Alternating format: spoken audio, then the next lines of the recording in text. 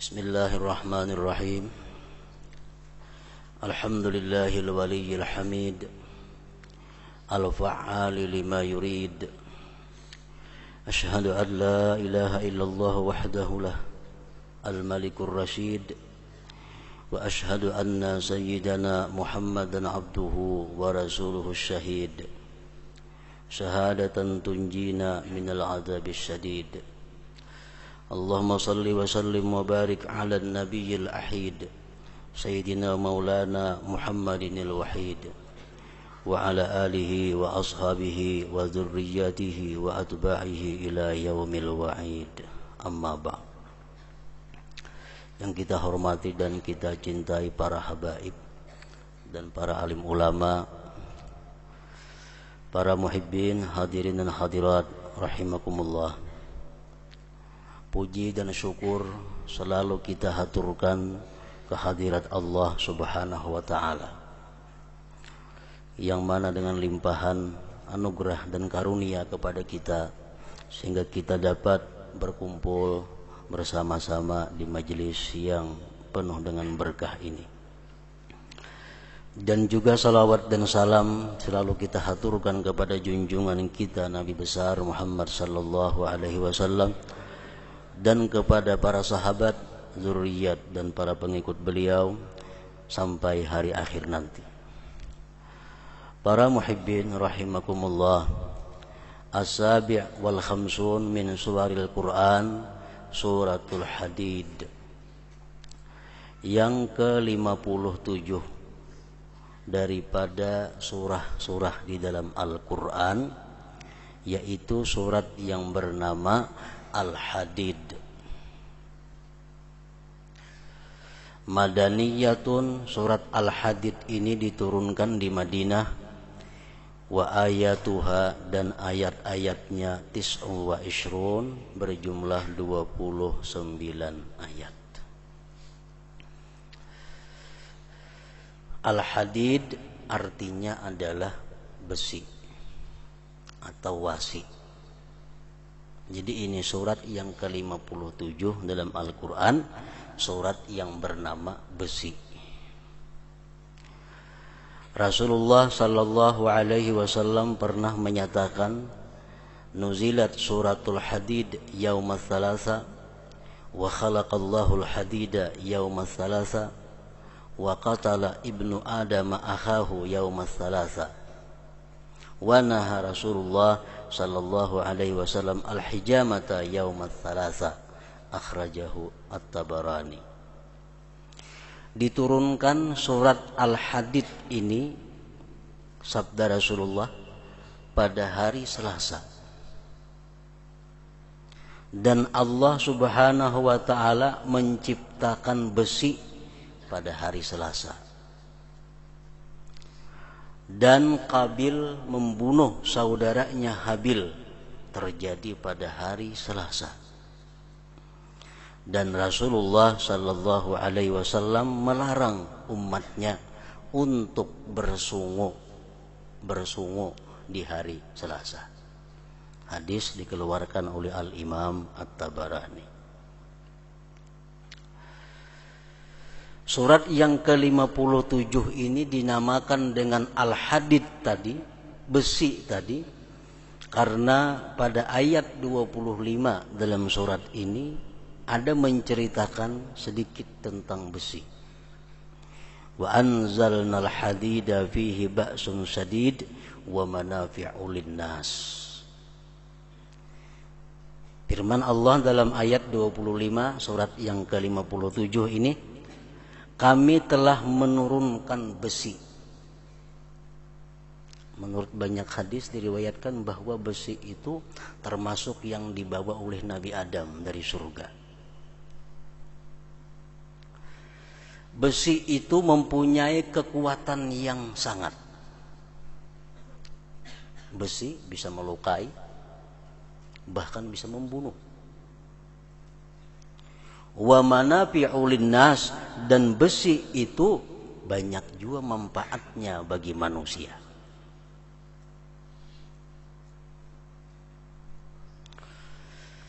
Para ulama mengatakan Usul manfaatin nas arba'atun. Az-zira'ah wal hiyakah wa bina'ul buyut was sultanah kullu wahidin minha yahtaju ilal hadid.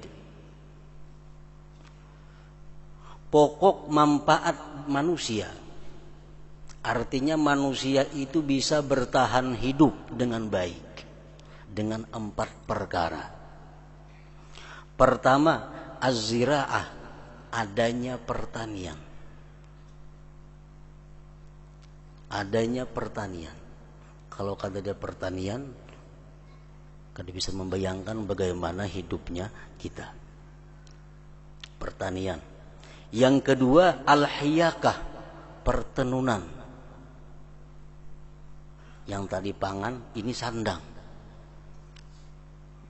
Maulah kain, menjahit baju, menjahit pakaian. Yang ketiga,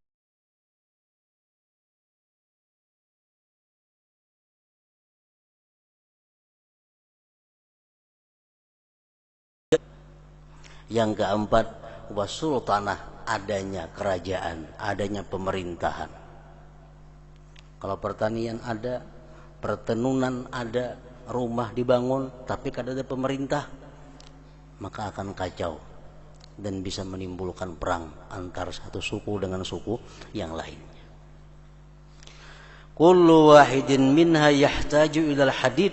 Tiap-tiap satu daripada yang 4 tadi, pertanian, pertenunan, pembangunan rumah, pemerintahan, keempat-empatnya itu perlu kepada sesuatu yang namanya besi tadi. Coba kita bertani, mungkin ada wasi, kayak pemulah cangkol, pemulah tajak dan sebagainya.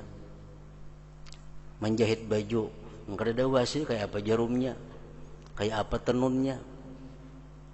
Mulah rumah, kada bawasi, pakunya kayak apa. Pemerintahan, mungkin ada diisi wasi, runtuh pemerintahannya. Senjata pedang kan dibuat daripada besi. Pemerintahan yang punya senjata lengkap itu bisa bertahan dengan baik pemerintahannya.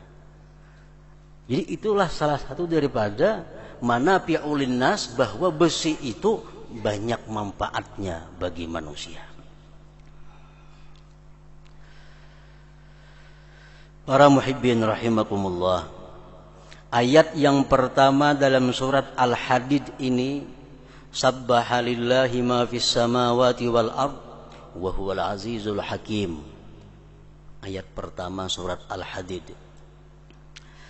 Artinya mensucikan bagi Allah sesuatu yang ada di langit dan di bumi.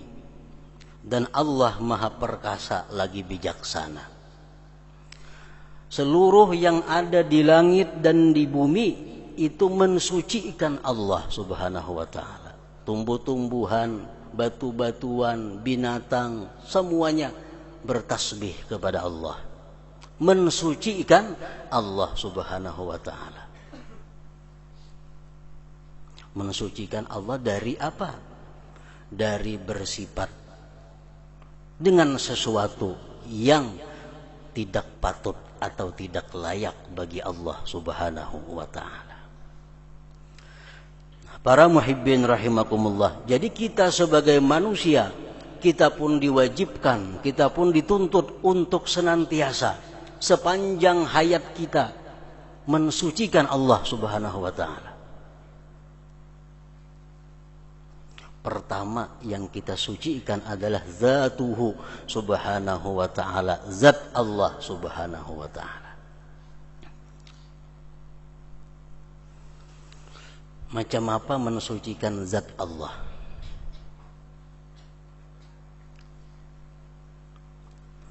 Mensucikan zat Allah Subhanahu wa ta'ala itu dengan bahwa kita mengiktikadkan di dalam hati dengan seyakin-yakinnya, sebulat-bulatnya, annahu laisa bijismin, bahwa zat Allah itu bukan berupa benda. Zat Allah bukan berupa benda, macam matahari, misalnya bintang, bukan.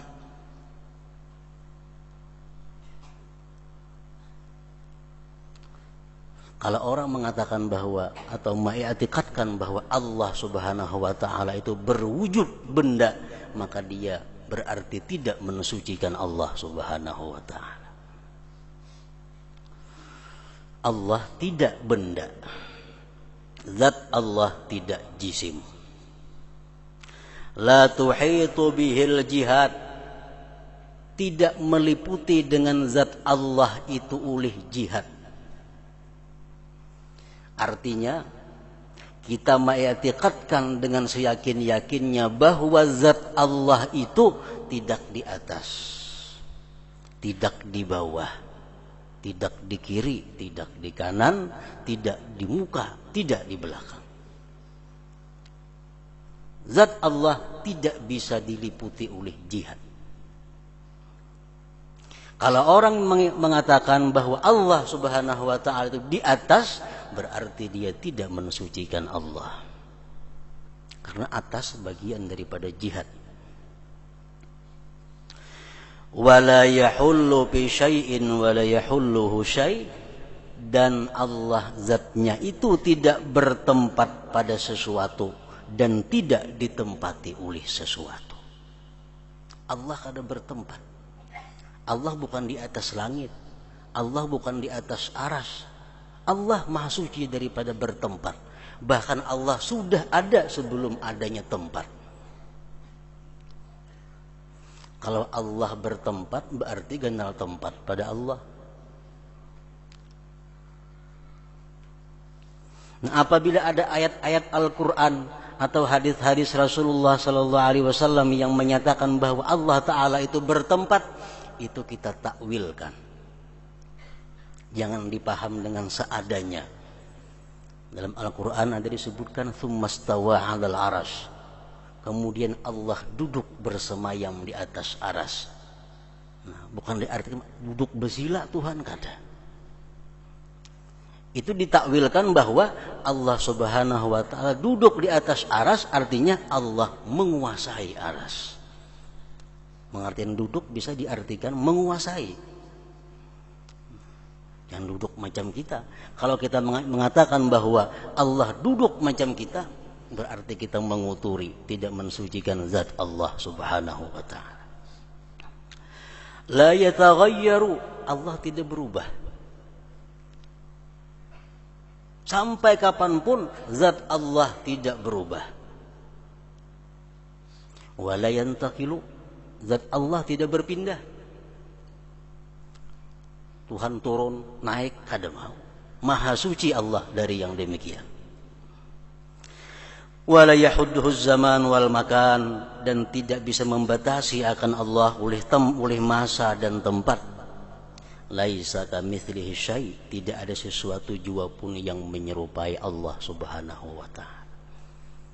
Nah, ini sekilas tentang i'tikad mensucikan zat Allah Subhanahu wa taala. Jadi mengenai zat Allah itu kada bisa dibayangkan dengan akal. Semakin kita mengupas jauh tentang zat Allah, semakin rinci kita menerangkan tentang zat Allah, kita akan semakin kebingungan. Makin jelas, makin bingung. Apabila kita bingung tentang zat Allah, berarti kita sampai ngarannya kepada Allah Subhanahu wa taala. Orang-orang arifin seringkali berdoa, Allahumma zidni tahayyuran fika. Ya Allah, tambahkanlah kebingunganku pada Engkau. Kalau kita parak bisa merupakan Allah, berarti kita makin jauh dengan Allah. Orang yang dekat dengan Allah, orang yang bingung tentang bagaimana zat Allah itu. Nah, berbeda dengan manusia, dengan makhluk Allah. Kalau si manusia atau benda-benda lain makin rinci dijelaskan, makin paham kita. Makin jelas kita menguraikan tentang makhluk, makin paham, makin bisa membayangkan. Kalau Allah Subhanahu wa taala ini zatnya makin rinci kita menerangkan, makin bingung. Zat Allah subhanahu wa ta'ala itu bukan benda. Macam apa kada benda? Sudah bingung kita. Kemudian ditambah lagi penjelasan, zat Allah itu kada diliputi oleh jihad, tambah bingung. Kayak apa Tuhan? Di atas kada, di bawah kada, di kiri kada, di luar kada, dalam kada. La yahullu fi syai'. Tambah pulang penjelasan, Allah kada bertempat pada sesuatu, makin bingung lagi kita. Makin banyak penjelasan, makin bingung. Nah, lain manusia. Kita jelaskan. Kan tahulah si Udin itu, maka ada tahu. Udin itu orangnya hirang tinggi. Nah, kalau sudah kita membayangkan. Rambutnya ika, kawap makin parak kita. Rambutnya ika. Bentuknya macam ini, macam ini. Makin kita rinci, makin terbayang. Nah, itulah makhluk berbeda dengan Al-Khaliq Allah Subhanahu wa ta'ala. Yang kedua yang wajib kita sucikan adalah sifat Allah Subhanahu wa ta'ala.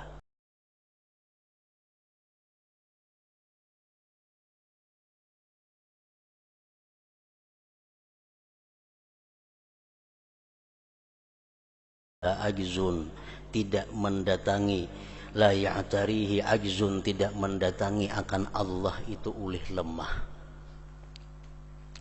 Tuhan kada mau lemah. Tuhan kada mau tak berdaya. Wala ta'khuduhu sinatu wala naumu wala marad. Tidak datang kepada Allah itu mengantuk, apalagi garing kada mau.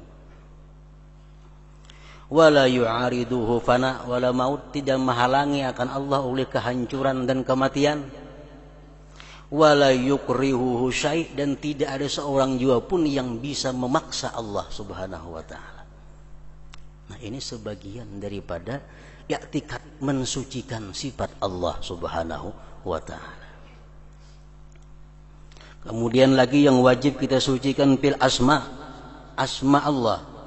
Nama fil af'al pada fi'il Allah. Kita wajib mengiktikadkan di dalam hati bahwa Allah Subhanahu wa ta'ala itu la yaf'alu wa la yakhluqu abasa. Allah tidak berbuat sesuatu, tidak menciptakan sesuatu sia-sia. Kita wajib i'tikad. Apa yang diperbuat Allah pasti ada rahasianya, pasti ada manfaatnya. Tidak ada sedikit pun perbuatan Allah itu yang sia-sia. Itu i'tikad dalam hati. Allah menjadikan binatang apapun pasti ada rahasianya, bukan sia-sia. Wala yasdhulu minhu zulmu, dan tidak terbit daripada Allah kezaliman. Apapun yang diperbuat oleh Allah tidak zalim. Umpamanya Allah menjadikan manusia sangat miskin,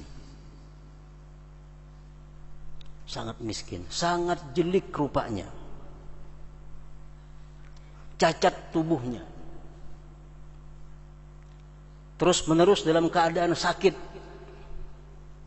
Mana miskin, mana jelek, mana sakit, mana cacat. Zalimkah Allah? Maha suci Allah daripada zalim.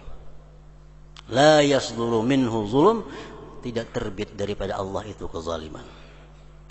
Wa la yajlibu manfaatan li nafsihi wa la yadfa'u madarratan laha, dan kita wajib mengiktikadkan bahwa Allah itu memperbuat sesuatu bukan untuk mengambil keuntungan bagi Allah.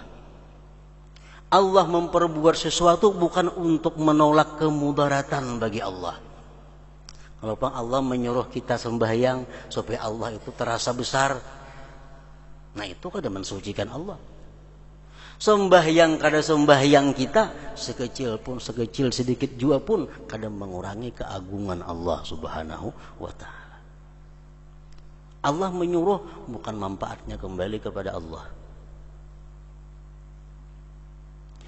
Fil asma, kemudian kita wajib mensucikan nama Allah. La yusamma illa bima samma nafsah, tidak boleh kita memberi nama kepada Allah kecuali dengan nama yang Allah sendiri menamai dirinya. Sudah ada nama Allah, sudah baku. Ada kalau ditambah dikurang lagi. Jangan hendak menambahi ngaran Allah Ta'ala, walaupun menurut kita bagus artinya. Umpamanya Jagau, kan Jagau itu hebat artinya. Allah Subhanahu wa Ta'ala itu diantara namanya adalah Jagau. Nah kada maulah seorang ngaran Allah Ta'ala. Fil ahkam, kemudian yang wajib kita sucikan adalah hukum. Kullu syari'atin syara'aha li'ibadihi tarji'u maslahatuha lahum fattashri' ihsan wa khairum minallahi ta'ala. Tiap-tiap syariat yang disyariatkan Allah untuk hambanya itu kembali ke maslahatannya, kebaikannya bagi si hamba tadi. Maka mensyariatkan itu semata-mata kebaikan dari Allah Subhanahu wa Ta'ala. Kita wajib mengiktikadkan. Setiap Allah memerintah sesuatu, melarang sesuatu, kita wajib mengiktikadkan bahwa itu adalah kebaikan dari Allah untuk kita. Kebaikan, maslahat. Allah menyuruh kita ini, itu pasti kalau kita perbuat manfaatnya banyak lawan diri kita. Allah melarang kita berbuat ini, kalau kita jauhi itu banyak manfaatnya pada diri kita. Setiap undang-undang yang dibikin Allah tidak punya kepentingan. Semuanya untuk kemaslahatan hambanya. Nah, makanya orang nang berakal itu orang yang bisa mengambil kemaslahatan untuk dirinya. Itu manusia yang paling berakal. Manusia yang berakal itu orang yang bisa mengambil manfaat, maslahat untuk dirinya. Dan inya kada akan berbuat sesuatu yang membahayakan dirinya. Ini orang yang berakal. Nah, jadi kalau demikian, siapakah orang yang paling berakal? Ialah orang yang paling takwa kepada Allah Subhanahu wa Ta'ala. Karena setiap perintah Allah pasti manfaatnya ada untuk diri. Setiap menjauhi larangan Allah, manfaatnya pasti ada untuk diri. Nah, oleh karena itu, sepintar apapun manusia, sebanyak apapun titel pada dirinya, kalau dia masih suka melanggar perintah Allah, maka orang tersebut berhak disebut jahil atau bodoh, ahmak. Orang saling pintaran 4-5 buting tital muka belakang. Tital muka belakang belirit. Tapi si din itu masih katuju melanggar hukum Allah, itu orang paling bodoh. Kenapa? Karena kalau orang pintar kada mau melanggar perintah Allah. Allah bila menyuruh pasti ada manfaat untuk diri kita. Bila melarang kita jauhi pasti ada manfaat untuk diri kita. Nah, para muhibbin rahimakumullah, jadi kita mensucikan zat Allah, sifat Allah, fi'il Allah, asma Allah, dan ahkam Allah. Demikian salah satu daripada kandungan ayat pertama, sabbahalillah ma fis samawat wal ard wa huwal azizul hakim tadi. Kemudian yang ke-57 ini surat Al-Hadid tadi banyak memberikan kepada umat, kepada kita semua tentang arahan dan petunjuk sebagaimana surah-surah yang lainnya. Di antaranya tersebut di dalam ayat yang ke-11 berbunyi, man dzalladzi yuqridullaha qardan hasana fayudha'ifahu lahu wa lahu ajrun karim. Allah Subhanahu wa Ta'ala berfirman yang artinya, ujar Tuhan, siapa nang hakun mahutangi Tuhan hutang yang baik, maka akan dia lipat gandakan baginya dan baginya pahala yang mulia. Allah menawarkan, siapa nang hakun mahutangi Allah? Man dzalladzi yuqridullaha qardan hasanah fayudha'ifahu lahu wa lahu ajrun karim. Siapa yang hakun menghutangi aku ya Tuhan, tapi dengan hutang yang baik, dilipat gandakan baginya dan dapat pahala yang mulia. Hadhil ayat targhibun nas fi ayyunfiqu amwalahum fi nusratil Islam wal muslimin. Ini ayat menggemarkan untuk manusia pada bahwa mereka menginfakkan hartanya pada menolong Islam dan kaum muslimin. Kita menyumbang sesuatu untuk kepentingan Islam, berarti kita menghutangi Allah. Kita membantu orang yang muslim kesusahan, berarti kita menghutangi Allah. Kenapa Allah menyebut hutang? Karena nantinya akan Allah bayar dengan surga. Asal hutangnya tadi qardan hasanah. Al-Imam Fakhrul Razi mengatakan al-qardu la yakunu hasana hatta yajma'a awsapan asyarah. Hutang itu tidak akan baik kecuali mencakup 10 sifat. Bagaimana menyumbang yang baik sehingga dapat balasan berlipat ganda? Bagaimana menghutangi Allah hutang yang baik? Apabila menghutangi itu mencakup 10 persyaratan. Nah, bila mana 10 ini kurang, maka berarti kita kadang menghutangi Allah dengan hutang yang baik. Kayak apa caranya supaya bersedekah itu berlipat ganda dan pahala dapat?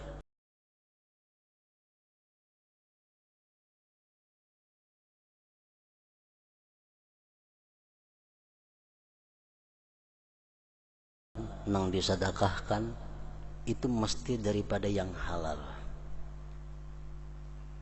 Kalau duit haram itu bukan sedekah yang baik, bukan hutang yang baik. Rasulullah bersabda, innallaha thayyibun la yaqbalu illa thayyib. Rasulullah bersabda, Allah Ta'ala itu baik dan tidak menerima kecuali yang baik. Bacaan Quran yang baik yang diterima Allah. Sembahyang yang baik yang diterima Allah. Puasa yang baik yang diterima Allah. Sedekah yang baik yang hanya diterima Allah. Orang sembahyang asal-asalan kada akan diterima Allah. Puasa asal-asalan kada diterima Allah. Bersedekah barang haja kada diterima Allah. Allah hanya menerima yang baik. Rasulullah bersabda lagi, la yaqbalullah salatan bighairi tuhurin wala sadaqatan min ghululin. Allah tidak menerima sembahyang tanpa bersuci. Orang kada berwudu sembahyang maka batal, kan tidak diterima Allah. Dan Allah tidak menerima sedekah dari hasil khianat, dari hasil korupsi. Gulul itu korupsi. Duit yang didapat dari jalan khianat, Allah kada menerima sedekahnya. Yang pertama al-halal. Wasani yang kedua ayyakuna min akrami ma yamlikuhu duna ayyunfiqar radi. Bahwa yang dia berikan itu termasuk yang mulia dia miliki. Dan dia tidak menafkahkan yang rendah, yang hina. Yang diberikan ini termasuk yang mulia dia miliki. Firman Allah, wala tayammamul khabitha minhu tunfikun. Jangan kamu mencari atau menuju yang jelek dinafkahkan. Baras nang behulat dinafkahkan. Nasi nang parak basi dinafkahkan. Itu kada baik.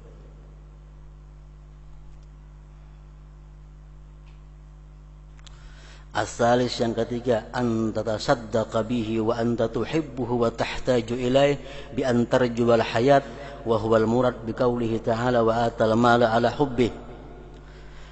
Wa qala alaihi salatu wassalam as-sadaqatu an tu'tiya wa anta sahihun syahih ta'mudul ais wa la tumhil hatta idza balagatit taraqi qulta li fulan kadza wa li fulan kadza. Yang ketiga, bahwa engkau bersedekah, engkau masih cinta akan yang disedekahkan itu. Engkau masih berharap lama hidup di dalam dunia. Kita ini masih lama berharap hidup dalam dunia. Kita masih ingin lawas lagi hidup. Nah, di saat itu kita bersedekah. Di saat itu kita menyumbang. Nah, itu baik. Ujar Rasulullah bersabda, sedekah bahwa engkau memberi, bahwa engkau masih sihat, bahwa engkau masih kikir, masih sayang, masih mengangan-angan hidup lama. Jangan engkau tunda sedekah itu sampai roh di tenggorokan. Sudah kutub-kutub hanyar, beriakan ke anu saanu, beriakan ke, sudah kutub-kutub, apa-apa lagi. Nah, jadi sedekah yang baik itu yang diberikan waktu kita masih hidup, kita masih sehat, kita masih mengharap umur panjang. Warabi' yang keempat, antasrifa sadaqataka ilal ahwaj al-aula bi akhdhiha. Engkau sedekahkan harta itu, barang itu kepada orang yang berhak dan memerlukan. Jadi bersedekah itu yang pertama yang kita cari adalah ketakwaan orang yang bakal disedekahi. Ini kadang-kadang kita kada sampai berpikir ke situ. Membagi zakat asal bagi siapakah? Padahal zakat itu orangnya kada sembahyang, kada sah zakatnya menerima. Nang menerima zakat itu mesti orangnya orang baik. Orangnya kada sembahyang, zakat kita nang kada sah. Nah, orangnya mesti nang takwa, supaya termasuk di dalam firman Tuhan, wa ta'awanu 'alal birri wat taqwa. Kalau kita bersedekah dengan orang yang takwa, dimakannya, dijokrakannya ke makanan, dimakannya, awaknya jadi kuat, ini beribadah, nuntut ilmu gawiannya orang takwa tadi. Berarti kita menolong atas ketakwaannya. Wala tata'awanu 'alal ismi wal udwan. Jangan tolong menolong dalam hal dosa. Bari duit hambur segan si anu. Orangnya katuju minum obat, katuju minum bir, tukarakannya ke bir. Akibat kada belajar tentang bagaimana menggunakan zakat, menggunakan sedekah ini.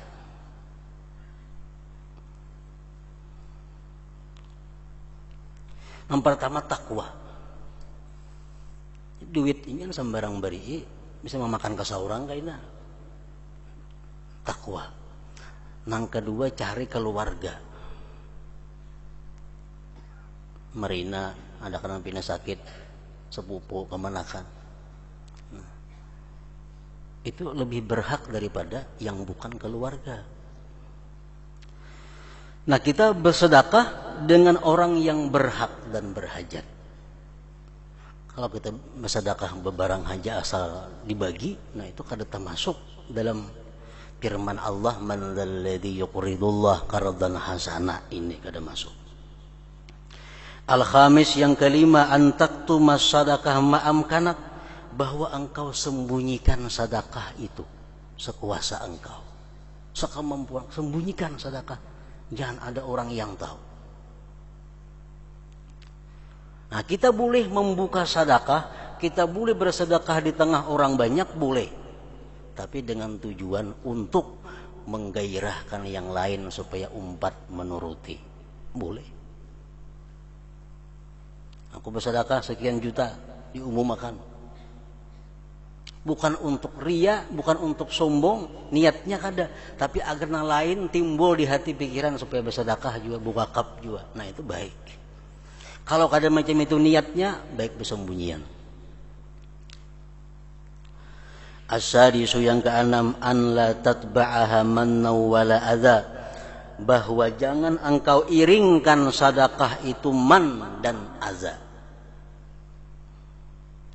Allah berfirman, la tubtilu sadaqatikum bil manni wal adza, jangan kamu batalkan pahala sedekah itu dengan man dan adza. Sebagian ulama menafsirkan man itu adalah merasa berjasa. Merasa berjasa. Kita memberi orang, timbul di hati, wah aku ini banyak jasa lawan inya. Nah itu man. Kalau kita demikian, pahala sedekah habis. Apalagi disuarakan betuhuk nih tuh bantu dulu natang 10 benar datang ke sini nama ginnya ini tuh. Dalam hati dia sudah merasa bahwa aku ini banyak jasa lawan inya, itu man. Jangan diiringkan sedekah itu dengan man tadi dan azza, menyakiti, memberi cuma melontarkan kata-kata yang kada nyaman. Jangan. As-sabi' yang ketujuh, an taqsida biha wajhallah, bahwa engkau mengkasat dengan sedekah itu karena Allah, wala turai, jangan kamu riya. As-samin yang kedelapan, an tastahqira ma tu'ti wa in katsura li anna dzalika qalilun minad dunya wad dunya kulluha qalilah. Yang kedelapan, kita bersedekah itu merasakan bahwa yang kita sumbangkan itu sedikit. Walaupun 1 miliar, tapi rasa sedikit. Kenapa? Karena 1 miliar bagian daripada dunia. Dunia sangat hina, sangat kecil dibanding balasan yang akan diterima di sisi Allah Subhanahu wa taala. Nah, jadi kita merasa bersedekah itu sedikit. At-tasi' yang kedelapan, ayat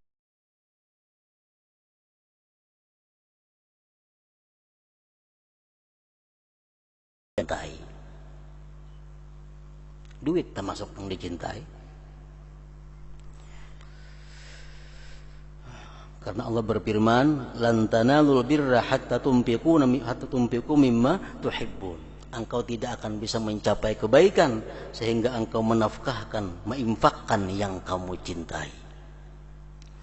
Al-ashir yang ke-10, an la tara izza nafsika wa zullal fakir, bahwa engkau tidak melihat mulia diri engkau dan hinanya orang yang diberi itu.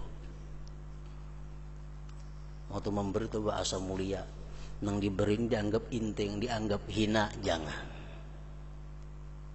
Bahkan sebaliknya, mulia dia daripada kita. Di mana mulianya? Kita meyakini dalam hati bahwa aku ini disuruh Tuhan mengantarakan miliknya, ampunnya. Nah, jadi 10 perkara itu kalau kita bersedekah, kalau kita berwakaf, kalau kita menyumbang, diiringi dengan 10 sifat tadi, maka itu Allah menyebutnya adalah menghutangi Allah dengan hutang yang baik, dan Allah pasti membayar dengan berlipat ganda pahalanya. Nah, para muhibbin rahimakumullah, demikianlah mudah-mudahan kita dapat melaksanakan apa-apa yang dianjurkan oleh para ulama tentang bagaimana cara bersedekah, sehingga sedekah yang kita laksanakan itu menjadi sebuah hutang yang baik di sisi Allah Subhanahu wa taala. Ila hadratin Nabi sallallahu alaihi wasallam. Al-Fatihah. Bismillahirrahmanirrahim.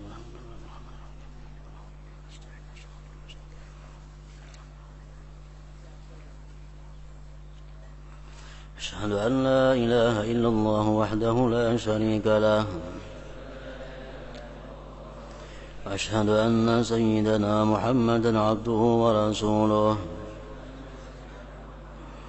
لا إله إلا الله نستغفر الله لا إله إلا الله نستغفر الله لا إله إلا الله نستغفر الله لا إله إلا الله ونتوب إلى الله لا إله إلا الله محمد رسول الله صلى الله عليه وسلم فيا أيها الراجون منه شفاعة صلوا عليه وسلموا تسليما